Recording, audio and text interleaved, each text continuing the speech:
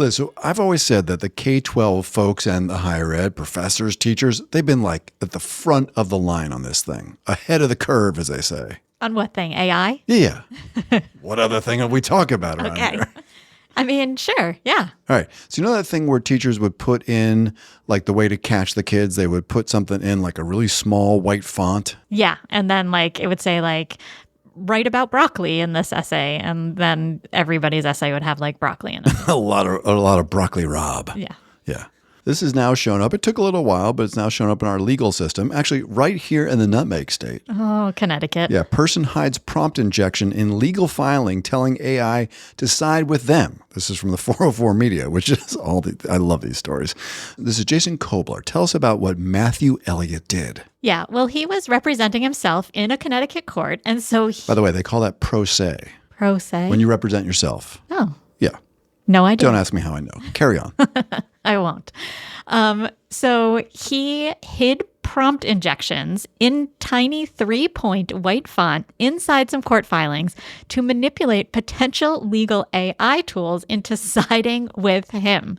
But court staff caught the hidden text due to the extra white space, which prompted Judge Walter Spader Jr. to sanction Elliott by revoking his electronic filing access. Liz, what did the judge say? A filing is a communication to both the court and the opposing party. Its integrity rests on the simple premise that what the reader sees is what the filer wrote, and that the filer refrains from transmitting at the same time a second and hidden message engineered to change how the filing is reviewed or potentially judged. Yes, Judge Spader Jr. wrote a 14-page sanction decision, hopefully not with any ChatGPT in it. But nonetheless, in subsequent filings, Mr. Elliott included additional hidden messages, including a SpongeBob SquarePants Nosferatu link hidden in text saying, "Hi, I hope you can see me. Ha, ha, ha. You guys get this?" Yeah, so not a great look, Mr. Elliott, right here in Connecticut. So that's Mr. Elliott. I'm Matt Mervis. And I'm Liz Rade. And this is Chat EDU, the show about leading and learning in the age of AI. In today's episode, the mind reader fallacy, teaching AI to stop guessing your classroom or school intent. We'll explore a fascinating prompting technique that, one, is designed to prevent kind of sloppy outputs, and two, keep your brain engaged in the AI game. I see what you did there, Matt. Right, a little sloppy. All right, but here's the full show rundown. So we'll kick off this week with a spotlight on 2 new books and a vibe coding resource by educators in the Chat EDU community. Next, we're going to look at recent Google updates, including Sheets and Canvas for dynamic mini apps and Workspace Studio integration for Gemini Notebook. From there, we'll return to the hot debate on watermarks in Claude and other LLMs. All right, then we have the end of summer weird AI. We're going to go into a roundup of some very bizarre stories designed for the end of summer. We're sure everything will get totally normal as we approach the fall. We'll see. Then we'll explore a comprehensive ethical quiz and framework mapping out 30 distinct human reactions to generative AI. Next, we're going to look at a bunch of screen time stuff, including something from the Lone Star State. And then we'll check out new findings on how teens use AI for academic support alongside the launch of a free pre-K through 12 AI literacy curriculum from Day of AI. Oof, this is busy. Finally, in the rundown, we're going to cover an international student competition inspiring youth in India to build creative, ethical AI projects focused on sustainable futures. And then we'll go beneath the surface for some prompt-based cognitive onboarding. And of course, we're going to end with another great bright bite. Liz, who's sponsoring this episode? The National Center for Next Generation Manufacturing and their partner, the National Applied AI Consortium. What are they doing? They are going to present AI in manufacturing at the 2026 National AI Summit. This is going to be October 14th to 16th at Chandler Gilbert Community College in Chandler, Arizona. And there will be 200 plus educators, industry leaders, public sector partners, and innovators to discuss AI's impact on education and the workforce. Yeah, Chandler is a nice place to be in October. You know where else is a great place to be in October? The Litchfield Hills. Exactly. On Friday, October 2nd, come join us for our 7th AI and Education Conference here at EdAdvance. You can learn more by going to skills21.org/AI. Click on events. These have sold out. We would love for you to join us. I just saw someone's coming from coastal Carolina. Ooh. Yeah, so wherever you're coming from, fall in the Northeast, especially in Litchfield and northwest corner of Connecticut, so nice. It is peak, like everything, peak fall in October in the Litchfield Hills. Can't beat it. Good stuff. Listen, Liz, speaking of the AI community up here in the corner, bunch of things. Like our listeners are super prolific. We covered that really interesting policy tool last week. 2 new books. First, Dr. Marla James, who we're working with on an AI literacy curriculum that you have developed at Union Catholic. She has a new book out, right, called Documented Learning in the Age of AI, Shifting the Paradigm to Process over Product. What's this all about? All right, so this is a book primarily for educators in grades 9 through 12, but it is all about strategies to help students partner with AI and treat it as a learning partner and preserve student agency, metacognition, and intellectual ownership.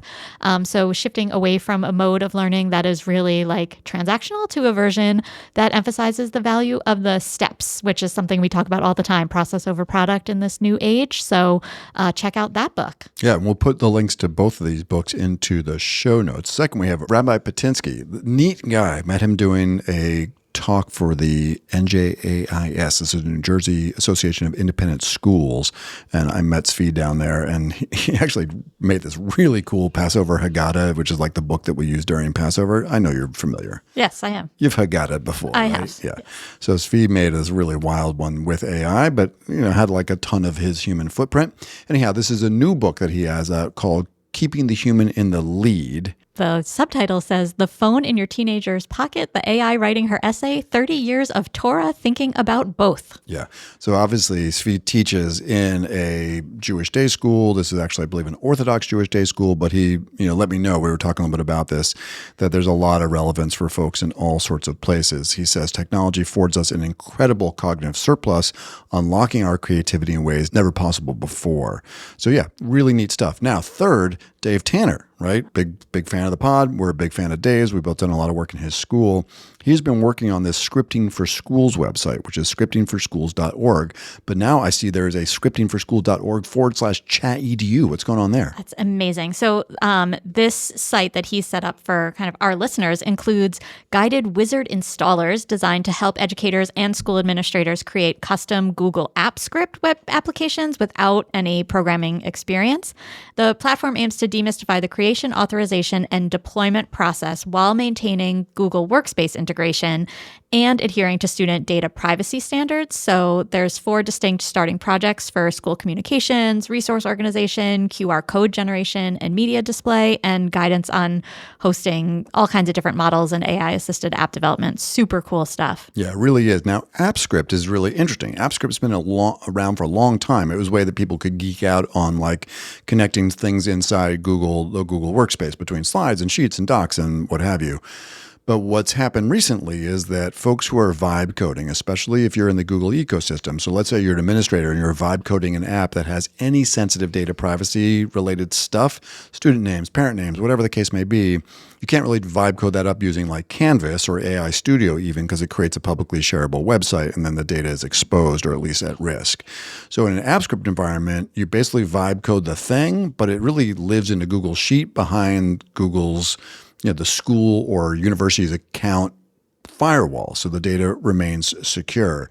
And Dave has frankly just become like a guru at app scripting. And what's cool about the site that he put up for us at scriptingforschools.org/chat-edu. Yeah, so this has got a little technical lift to it, but Dave has built, as you said, all these like kind of starters. And they've been building all sorts of stuff. They built like these requests for student supports and things around behavioral referrals and his blue-yellow card privilege manager, which replaces manual tracking with a digital system to determine senior off-campus privilege eligibility. I'm glad that did not exist when I was a senior. So, yeah, I mean, Dave's got a lot of depth of experience. They are deploying these at scale in a pretty good-sized school. Dave's school is E.O. Smith, where he's the assistant principal on the campus of Yukon and Stores. So, yeah, and folks, part of the hook here is that Dave is hoping to share these resources, but also hoping that people will share any kind of vibe-coded app, and you can email them to us at chat-edu@edadvance.org. Yeah, you bet. And so he's going to put those kind of up onto the site as well. Now, interestingly, Dave did a whole tutorial with me because I was like, Dave, I got to figure out this app script thing. So he basically, because apparently I'm not a good independent learner, couldn't figure it out on my own. Dave held my hand and we made some real progress. The next day, Google announced this thing called Sheets in Canvas. This is from the Google blog. We'll put the link into the show notes. But because the Google Sheet is the repository of the data, This is for more simple stuff than what Dave is using AppScript. But let's say you're a principal and you want to do like a phone log where you're just tracking phone calls and you want a little website. Well, you track the phone calls that you're making, or you're a teacher and you're making phone calls home and you want a website that will track the call, the action item, maybe like pull up the kids' names or whatever. Just automates and helps you manage that system a little bit. So the spreadsheet is the foundation of that thing. And so in Sheets now, there's a little section called Sheets Canvas. It is slowly rolling its way out to people's accounts. But you would basically have the website structured, the name, the phone call, the action item, the next steps, the incident, whatever it is.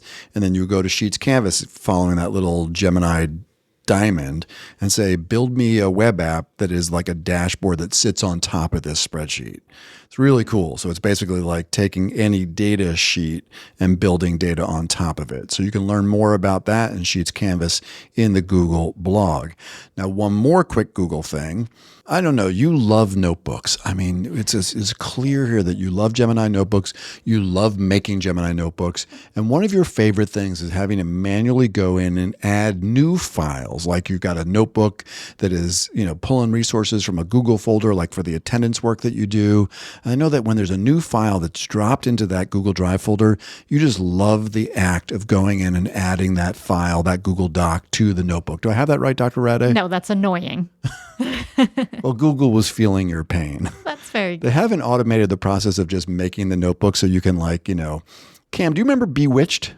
Yeah, sure do. She wrinkles her nose. Yeah, it's like a little wiggle wiggle. Yeah. So Liz would like a little way that she could just wiggle her nose and then it would automatically make a Gemini notebook for her. We don't yet have that. But so this is on Medium. Google just fixed the one most annoying thing about Gemini Notebook beyond creating them. Liz, this is from Medium. Who we got? Who's the author and what do they talk about? Mubashir Burfat shared that Google released an update integrating Gemini Notebook with Google Workspace Studio, which allows users to automate adding sources through custom triggers, such as new files in Google Drive. So it does address that tedious task of manually uploading documents one by one. It's currently limited to Workspace, Business, Enterprise, and Education tiers, but slowly rolling out. Matt, I don't understand what this means. Nor should you really. So in the Google Drive, like if everybody were to look at their Google Drive, there's these two little greater than arrows that are stacked on top of each other in the top right-hand corner. And when you hover over that and click on it, it's called Studio. So this is Workspace Studio. This is a place that has all these automations. Our colleague Gary Robinson, who leads all of our Google AI training, has been geeking out on this. He actually tested this for me and he said it works great. Because in fact, we have a notebook every week. We add the Google Drive notes, like the transcript from our podcast, to our Gemini notebook on ChatEDU. And so Gary went into this little space right here, Studio, and he built the automation. It's basically just steps. It's like when you detect a file in this place, you go to this place and add it to this thing. So it automates the process of adding a Google Drive document to a Gemini notebook. But you do have to do it by building one of these little Studio things, which you're going to hate.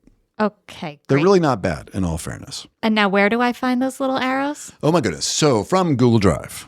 Are you in your Google Drive? I'm in my Google Drive. This must be scintillating listening for the audience. Yeah. These two arrows that say Studio. Yeah. So you go into this little area. In the very bottom, it says Discover. And the very first one, by the way, is Get a Daily Summary of Unread Emails. I love this. I've been getting it every day. And that actually, you don't even have to build that manually. There's Notify Me about key emails from people. Liz would put the one that says, put anything from my colleague Matt Mervis into trash, label emails with action items, notify me about urgent emails, and it does all sorts of stuff. We should have Gary on to lead a session because he has been Workspace studioing his little heart out. Yeah, this is cool stuff. We'll see if Google leaves it around. All right. Cool. Liz, a little previously on ChatEDU. Cam's going to build us a little audio tag for this, aren't you? Previously on ChatEDU. And it's going to have like sound effects and be great. Dun, dun, dun. Yeah, exactly. Probably not that, but yeah. Okay. Okay. So Liz, we talked about Claude. Yes. Anthropic watermarking stuff out of Claude. People weren't happy about that. I mean, it was the talk of the town. People were, not happy. Yes, we covered this last week. And we don't have a whole lot to say other than, shockingly, within 5 or 7 days of this thing being released, it has now been cracked, and there are multiple tools that will get rid of the watermark from Anthropic's Claude. So, good job, open source community. You took them down. You win. Yeah. We continue to argue that some kind of tracking of stuff and that's authentic in a world where we're freaking out about whether things are authentic might be helpful. All right, that was our previously on ChatEDU. Liz, we have the Summer of Lud, and now here on ChatEDU, we have the Summer of Weird AI. Yes. And, first I have to say that when you write Weird AI, it looks like Weird Al. And every time I think of Weird Al. Do you know Weird Al came to Tanglewood? So I think I live right near Tanglewood. Yeah. And I think he sold the place out. Oh, he's so odd and funny. Yeah. And weird. Yeah. All right, so in the spirit of Weird Al, we've got a whole quick we're just going to boom, boom, boom. Okay. But you love this first one. So you own this one. This is Andreessen Horowitz, which is actually like a very sort of like stuffy, not stuffy, but it's a venture capital firm. But they have a younger VC lead named Olivia Moore, and she did this really cool experiment called Your Favorite Creator Isn't Real, Does It Matter? Yeah. So she used generative AI tools to create Janie, a fake 19-year-old prospective sorority member participating in the University of Alabama's Bama Rush on TikTok. So her character gained thousands of followers and widespread media coverage and intense online speculation, which all just shows how rapidly AI capabilities have advanced, and raising questions about, authenticity and viewer perception and disclosure. But you have not yet watched A Sorority Mom's Guide to Rush on Hulu? I have not.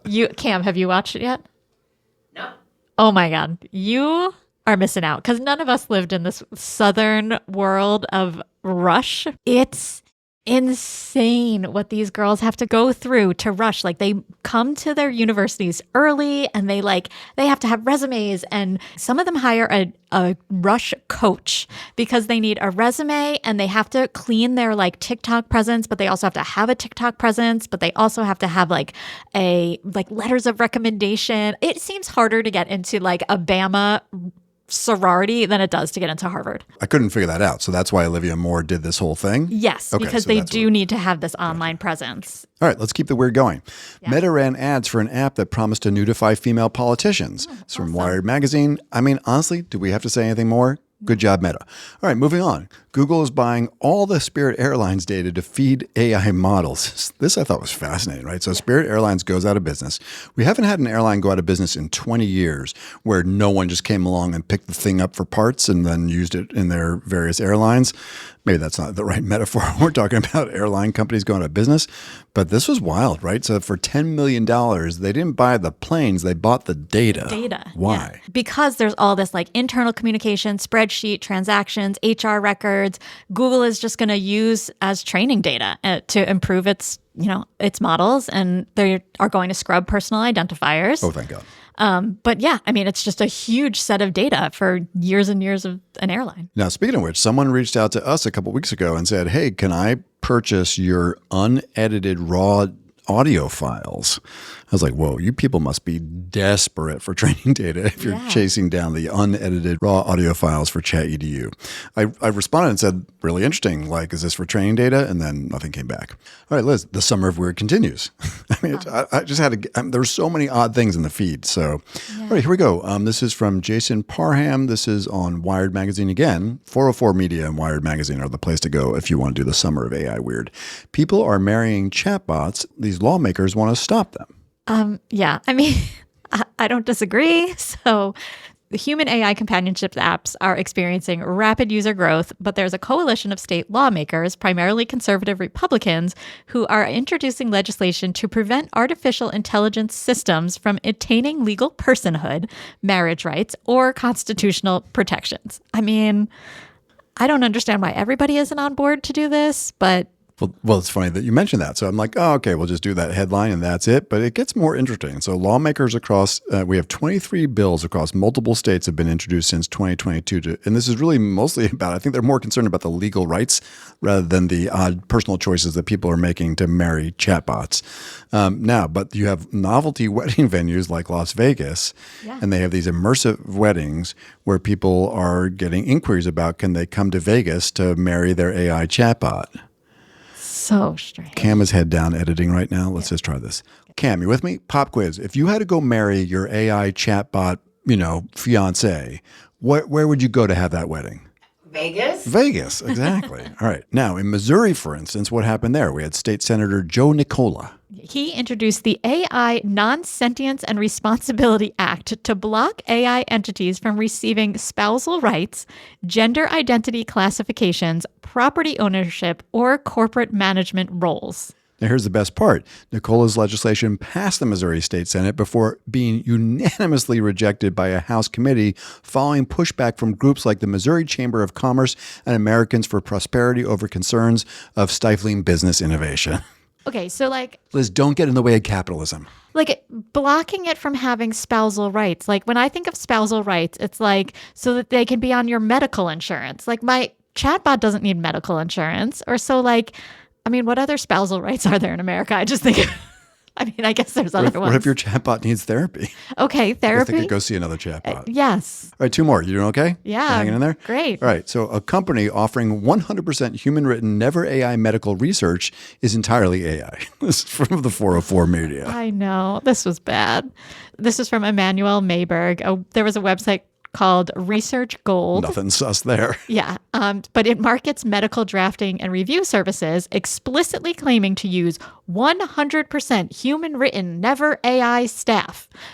And then there was some investigation that revealed that its listed PhD reviewers do not exist. Real academics listed on the site had their identities stolen without permission, and all company interactions, including customer service phone lines and sales emails, are handled by AI agents. Can't imagine why everybody's stopping the data centers. It's not like they're frustrated with the way these technologies are being handled. Now, speaking of which, Jason Kelsey, brother of famous Travis Kelsey. now Mr. Swift. Mr. Swift. Or is she Miss Kelsey? She is Miss Kelsey. Okay. Probably should be the other way around. Nonetheless. So this is CNET, and Jason Kelsey is apparently partnered. He's got a beer company. Yes. He's Garage beer. Oh, you're familiar. I love the Kelsey brothers. I watch. I was about to say you love garage beer, and I'm like, wait, you don't drink. No, I love the Kelsey brothers. And you know who really loves Kelsey brothers? Who? My mother. Oh.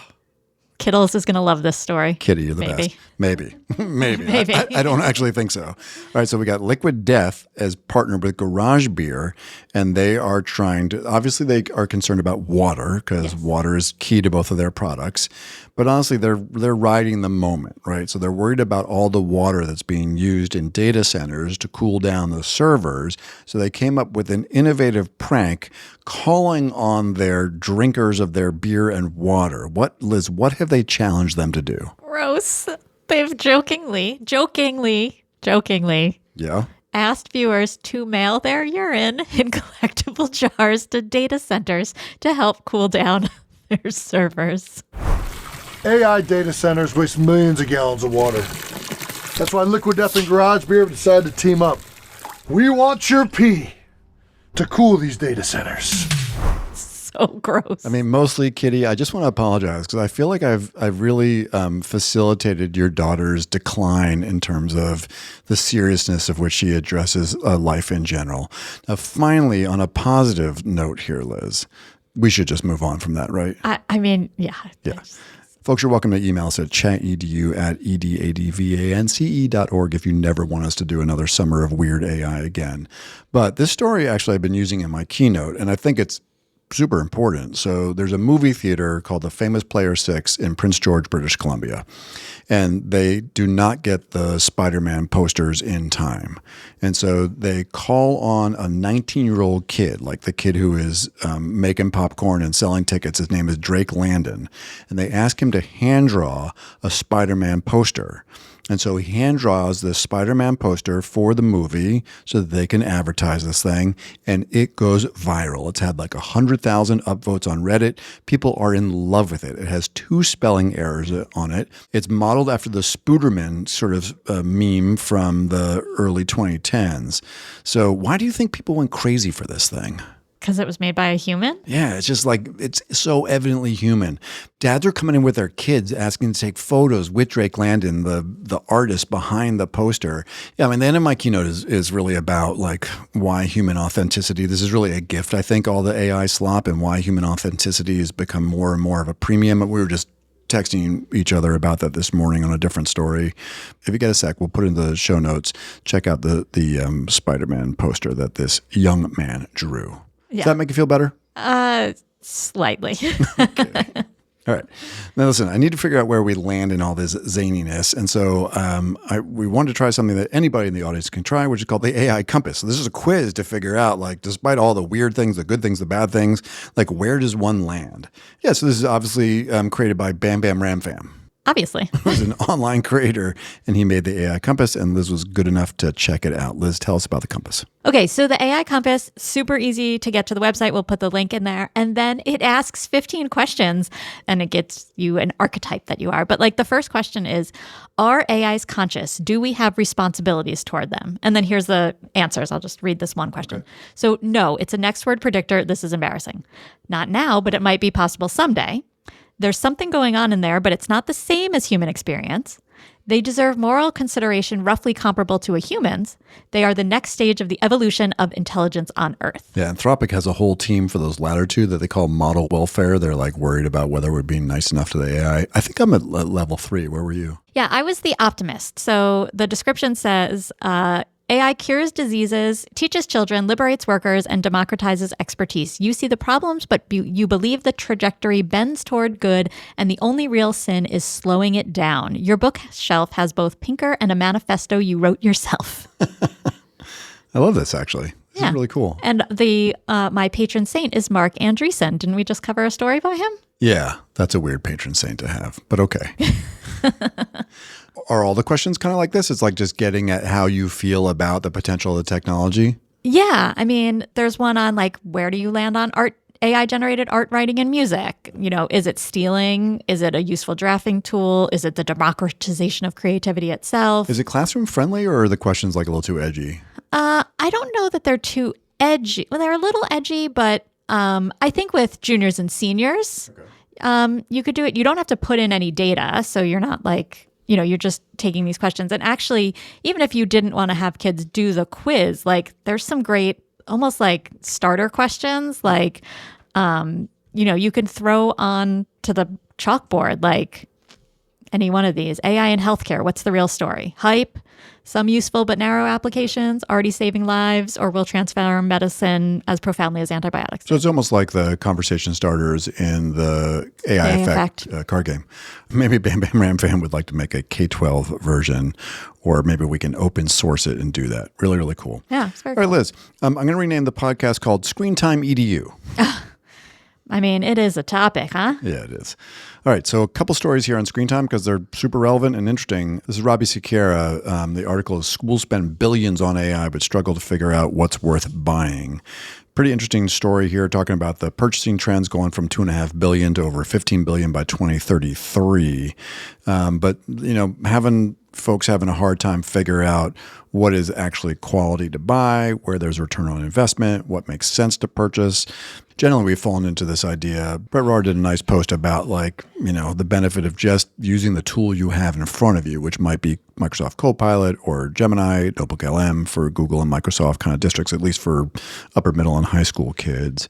But yeah, this is a really interesting piece, just kind of like painting the picture and also characterizing districts from Tennessee, from Pennsylvania, around, and from Arkansas and Kansas, from the ways in which they are trying to deal with procurement. Yeah.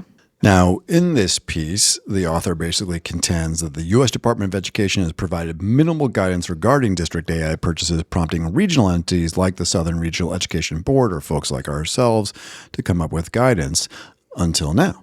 Yes, there was a big release last week. The U.S. Department of Education released guidance on responsible use of education technology in the classroom in a DCL. I love a good DCL. Well, tell everyone what it means. Dear Colleague Letter. Yes. It's a weird little ritual in our field. All right, so what did US DOE have to say in this Dear Colleague Letter? Yes. Well, it did actually provide some guidance to states, districts, educators, families, and ed tech providers regarding the responsible use of classroom technology. So not just focused on purchasing, but ed tech kind of writ large. It urges states and local communities to maintain leadership over technology decisions while prioritizing instructional value over recreational engagement, utilizing evidence-based tools, and removing products that consistently fail to improve learning outcomes. And this quote is actually very sensible from Kirsten Basler. The same tools that can distract during recreational use can also expand access to advanced courses, support students with disabilities, and help close learning gaps when used wisely. Yeah, which is so true, right? You could be on YouTube Shorts, and even I would argue that my YouTube Shorts is nicely tuned for my algorithm and I learn, but you could say that you're doing brain rot vertical video passive engagement, and then all of a sudden that same tool you're watching a whole lecture series from Stanford and being able to interact with YouTube and Gemini to ask questions and get clarifying guidance, et cetera, right? Yeah, it is both great things and not so great things. Yeah. So the guidance establishes 5 core questions every EdTech product must satisfy. What learning problem does it solve? When should it be used? Who should use it? How long should it be used? And this is important. What evidence proves it improves learning? This reminds me a little bit of Andrew Marchnik in March released, I think this is his bit, or maybe he's just writing about it, but it's basically called the Intentional Technology and Screen Time Framework, which has a bunch of these kind of gatekeeping questions. So yeah, perfectly reasonable, but they are basically saying be careful about the screen time limits. It's not just about saying, okay, X number of minutes. It's just making sure that there is in fact quality engagement in the experience. Yeah. Apparently this DCL, Dear Colleague letter, came about 10 days too late for the great state of Texas. So why do I say that? Well, Governor Greg Abbott proposes further limiting screen time in K-12 classrooms down in Texas. Based on, we think on screen time limits on minutes. We're not really sure yet because there's not a lot of details. Yeah, but basically there's a proposal to restrict the use of electronic devices like laptops and tablets in K-12 public school classrooms and urging state lawmakers to prioritize physical learning materials, handwriting, and direct instruction. So this is building on their previous K-12 cell phone ban, trying to reduce technological distractions and rely on screens only for targeted lessons and assessments. There's still some lack of specific implementation guidelines by grade level, and there still needs to be legislative approval. But we'll see where it goes. This is coming up everywhere, even in our own state legislature. You can absolutely tell that there's going to be proposed at least screen time bans based on time and durational caps. One of the things we noticed, I think it was California did, was basically require every district, rather than say hey, statewide, here's the limit, every district needs to go collect data about how are they using technology? Sort of along those same questions that you just asked from the Dear Colleague letter. What are they doing? How are they using it? Getting network data, getting parent input, getting, walkthroughs, all the stuff that we're doing with the screen shift here in our own little corner of the world with the districts that partner with us. But the districts need to go figure out what are they doing, what's good, what's not good, and then engage your community about what kind of expectations you want. So rather than legislating minutes, they're legislating that school districts have meaningful dialogues with their community and come to the table with data. I got to think that second option is a whole lot more progressive and healthy, but it's just you can tell this is so political. It's such an easy win for a politician to be ban the screens. Right. And then to get the bans and look what I did. I got the screens out of our schools or, Right. Yeah. Don't love it. Don't love it. Now, you texted Jonathan and I on a screen time story over the weekend. And that's, our weekends are sacred space. And I never work on the weekend usually. It was very rare. So for you to text Jonathan, the executive director of our agency, and myself on the weekend, this had to be important. Well, it was very important. Okay. Breaking news out of Finland, my favorite country, besides the great United States, of course.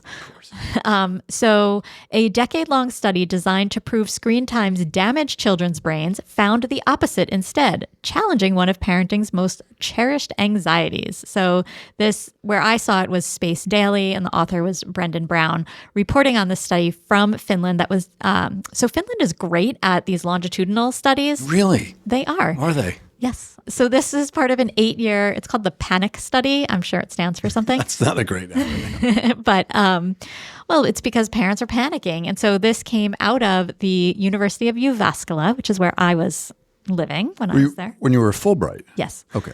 And Eastern Finland, University of Jyväskylä and University of Eastern Finland. They were tracking participants from ages 6 to 8 through 16, so 8-year span. Then they were tracking 260 of them across the years, looking at the relationship between childhood physical activity, screen usage, and then teen cognitive performance. And obviously they found out that the more the kids use screen, the dumber they were. Actually, that's not what they found out. Oh, don't tell Dr. Jared Cooney-Horvath. Yeah.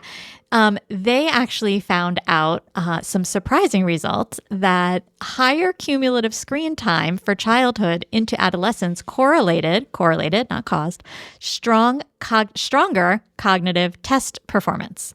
The authors theorized that the nature of screen interaction dictates the cognitive impact, noting a key distinction between active problem solving or creation and passive content consumption. So, if you are playing Roblox or Minecraft, where these kids are creating stuff and interactively playing and solving problems versus TikTok scrolling, like there's going to be a different impact on your cognitive abilities. So now last week we were doing an interview with someone, so kind of an important party, and you said your kids were texting you to get off the network so they could play Roblox. Yes. So do you feel more positive about this? I mean, sure.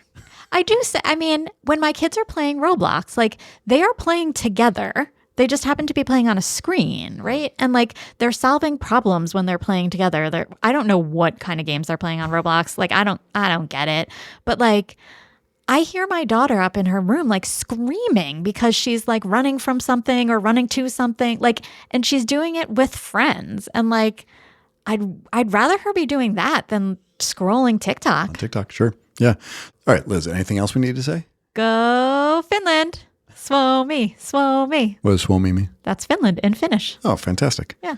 Okay. Anything else besides cheering you wanted to do? Yeah, they're going to definitely do some follow-up studies and learn more from this. But it was a great, just like, hey, look at me. Look, something else positive. Yeah, just another perspective for sure. And we will put that link, as we always do, into the show notes. So Liz, a couple things just coming up in the weeks ahead we wanted to tease. So Common Sense Media did 3 reports over the summertime, one on deep fakes, one on AI overviews, and one called Teens and Tweens, all really worthy to take a look at.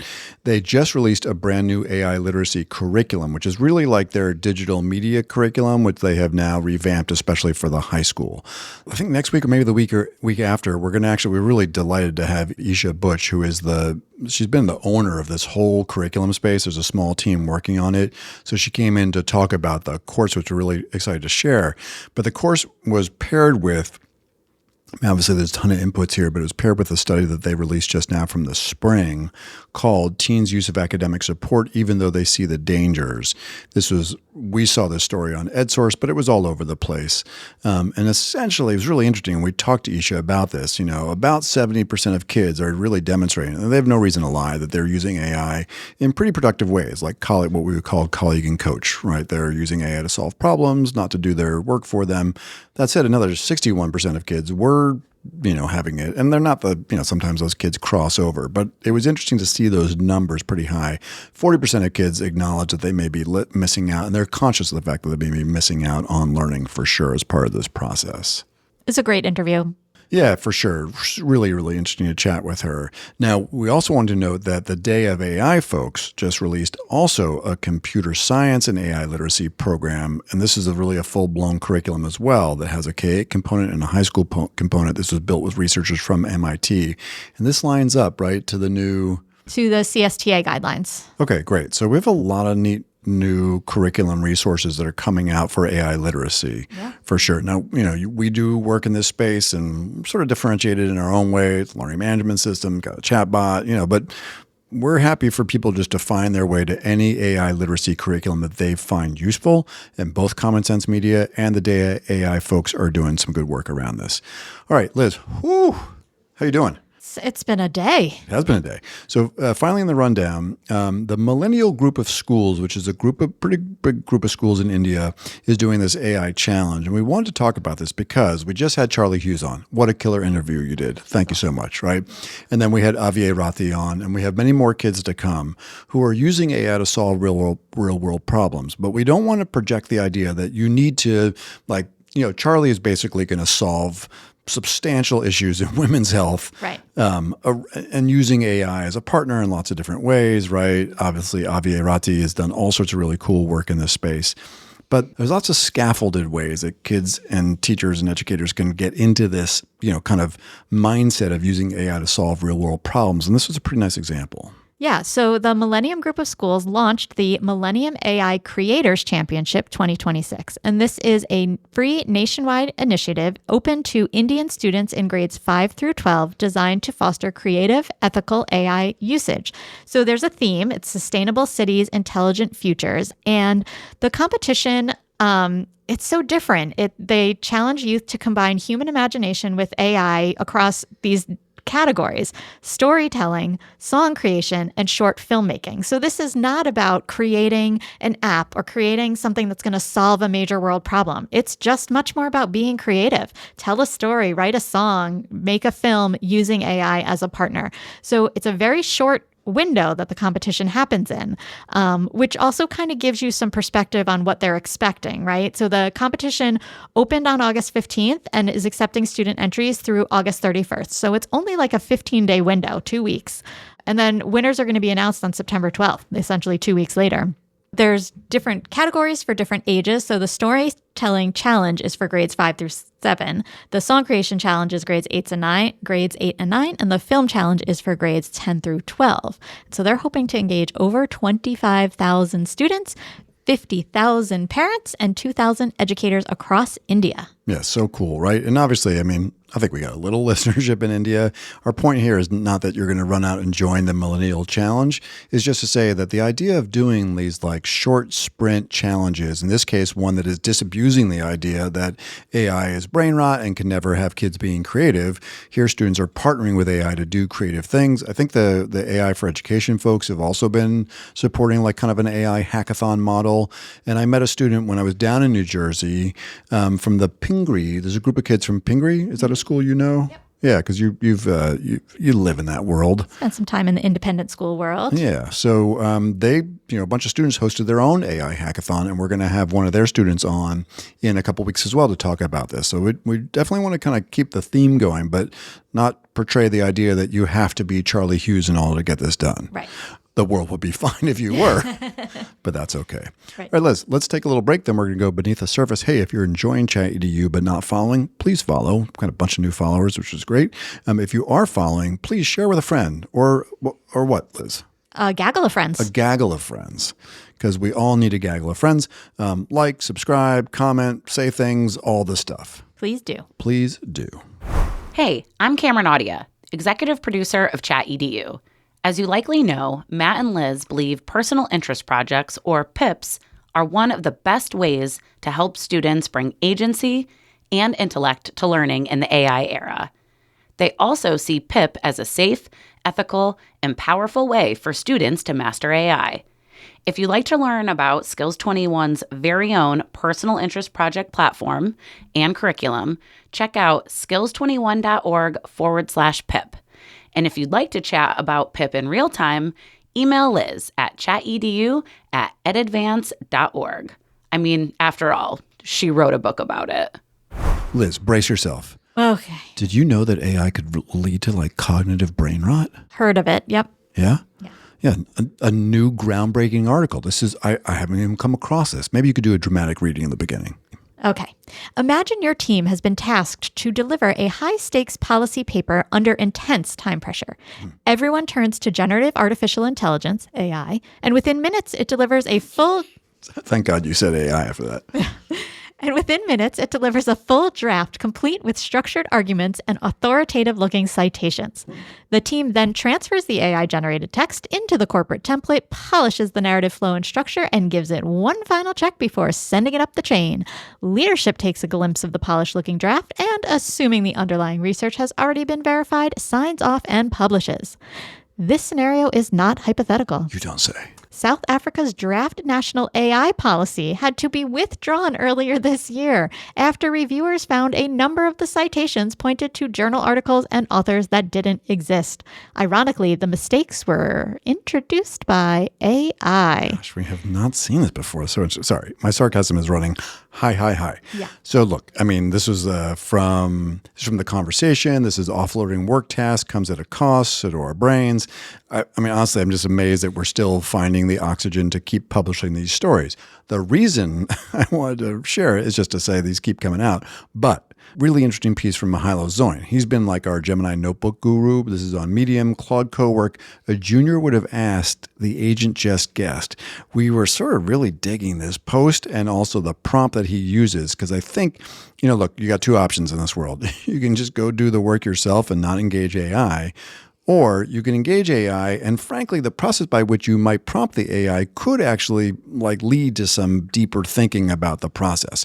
We're just going to assume that people are going to continue to use AI, and so this is an interesting way of getting at making sure that the human's in the loop, that the work is quality, that the stuff is accurate, and it was all just some genius prompting. Tell us all about this, Dr. Addy. When handed a vague brief, human colleagues typically pause to ask clarifying questions about missing context, and the AI agents like Claude Cowork fill gaps by just making silent, plausible guesses and filling in with assumptions.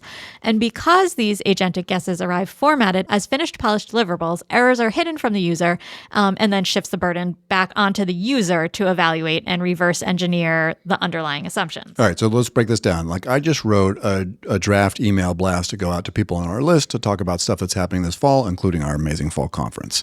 Okay. I hand it to you. And you basically pick it apart. You're like, well, do we want to do this? What do you think about that? Right? You're sort of like, you challenge my assumptions. You remind me that we're supposed to focus on certain things.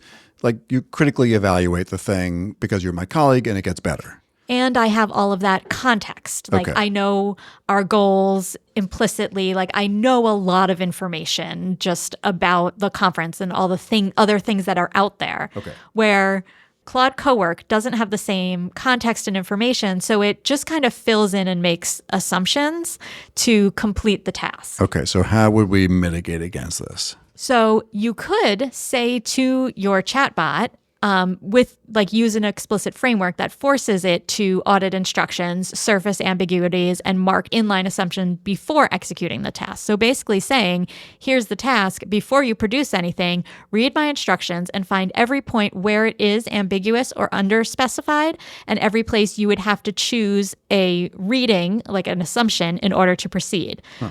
And then list the assumptions available, tell me which you would default to, state what a wrong default would cost. That part's really interesting, right? So let's say in my scenario, a wrong assumption or a wrong reading would be that we're not really concerned whether or not people sign up for this thing. So the whole tone might be different around it.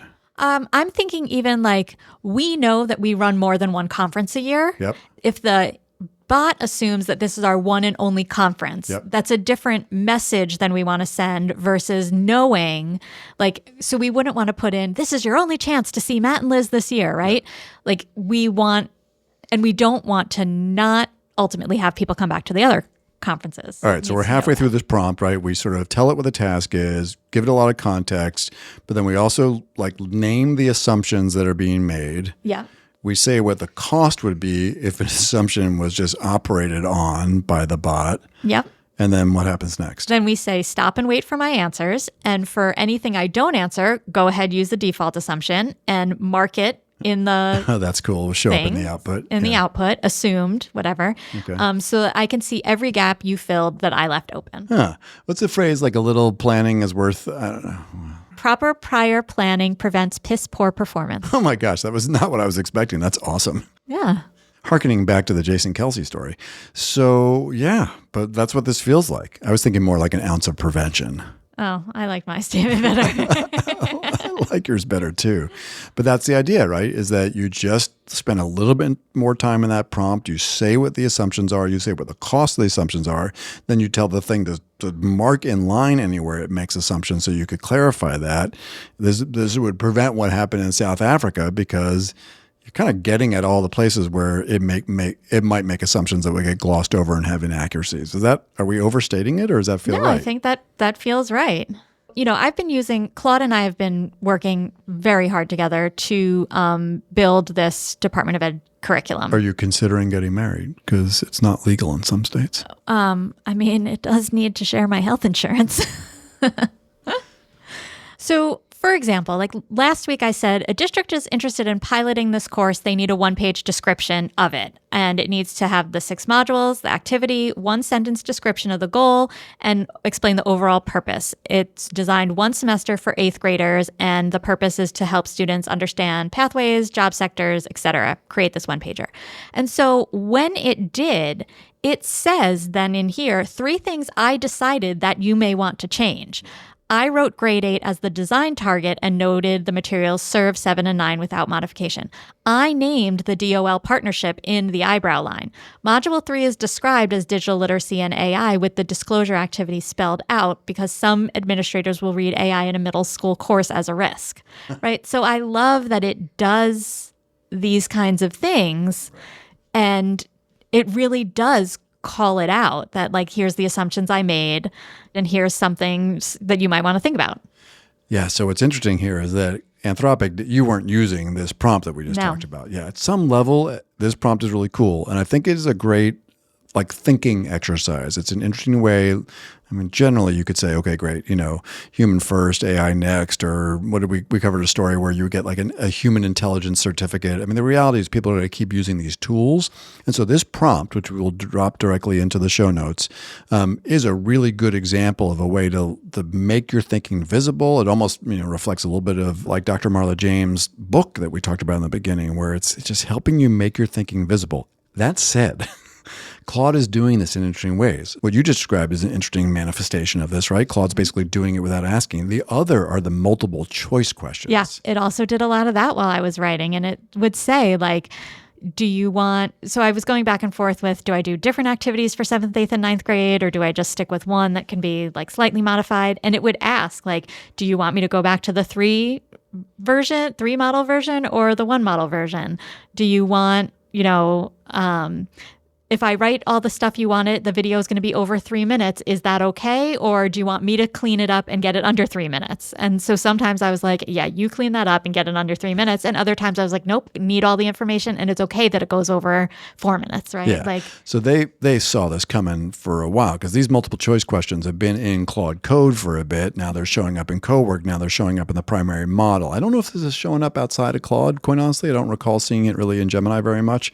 But this may be one of the most interesting user interface enhancements in engaging with a language model, which is basically the model actively becoming your thought partner in places where I'm not saying you're being lazy, Dr. Ade, but someone might be lazy or just not fully think through the thing. Like that's one of the biggest problems is that we typically don't give these things enough context. And so these multiple choice questions or these like, here's my answer, I'm making footnotes here for you about my answer, which people better darn clean up because otherwise they're going to like submit the stuff with it in there, like our Canadian lawmaker friend. Yes. Here's a bill.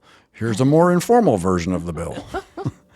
Yeah. So really, really interesting. Now, we've thought a little bit about like what this might look like in K-12 for differentiated lesson instructions or IEP design or in higher ed as well. So this is great. So if you put in like modify this assignment for a kid with an IEP, what I want it to come back and say is more about like, what is the IEP for? Are we differentiating this math task because the kid struggles with reading, and so we really need to modify the written component? Or am I differentiating this task because they struggle with the math and I'm modifying the math component? Gotcha. And had you used this prompting strategy out of the gate, you would have named those assumptions and also challenged the model to mark up any assumptions and readings that it's making on its own. Or if I had just put it in, I would say, modify this assignment, tell me what assumptions you're making. And it would say, I'm assuming because you put this math thing in that I should be modifying the math. And then I could go back and say, actually, I should have told you, this is not an IEP for a kid with dyscalculia. It's an IEP for a kid with dyslexia. What we need to modify is the writing, not the actual math content. Yeah, super interesting. So this makes sense. Like the episode we're calling the mind reader fallacy, teaching the AI to stop guessing your classroom intent or whatever your instructional intent may be. Now, our IEP example in Claude was probably a bad one because that would have broken FERPA and data privacy in every state in the country. Right. So maybe you would have done that in Gemini, but it would work just fine there too. Well, I mean, I didn't tell it anything about a student at all. Listen, don't flirt with FERPA. Okay, I'm just saying, I did not break any laws by saying modify this assignment for a student. It's a theoretical exercise, so thank God no one's going to come get you anyhow. No, point well taken, Dr. Rade. All right, very good. Really interesting stuff. And obviously we'll keep coming back. You'll forgive our snark about the cognitive offloading. I mean, it remains obviously a really, really important topic. I am slightly fascinated at the volume of writing that continues to come out about it. But this prompt may be a way, and also just really thinking through how Claude engages with the user is going to yield some really good insights about making sure that we are thinking and also that the work is really of high quality.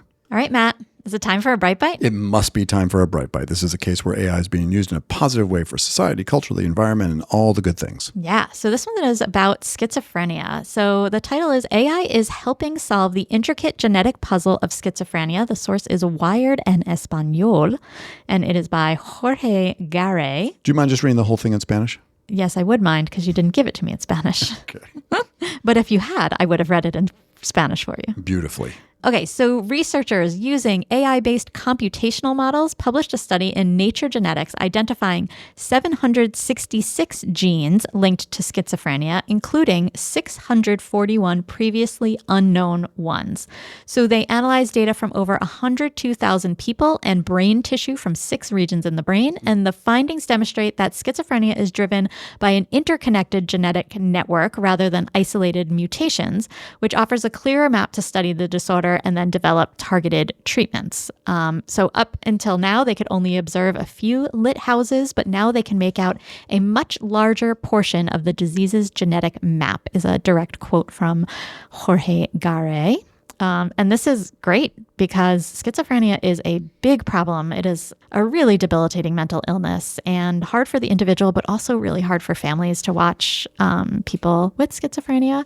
And so if AI can help us find the genetic data and then help us then target the treatment, that would be great. Schizophrenia affects roughly 23 million people globally, or about 1 in every 345 individuals. Wow, it's fascinating. Yeah, this was another week, by the way, where I think I had 4 candidates for the Bright Bite, and we hadn't really covered, something around AI and mental health in quite some time, so I thought it'd be an interesting fit for sure.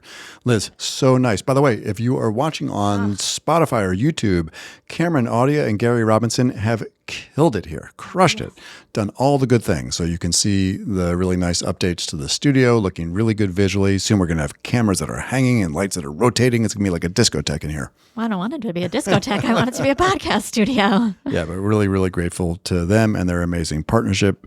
Such good folks that we get to work with.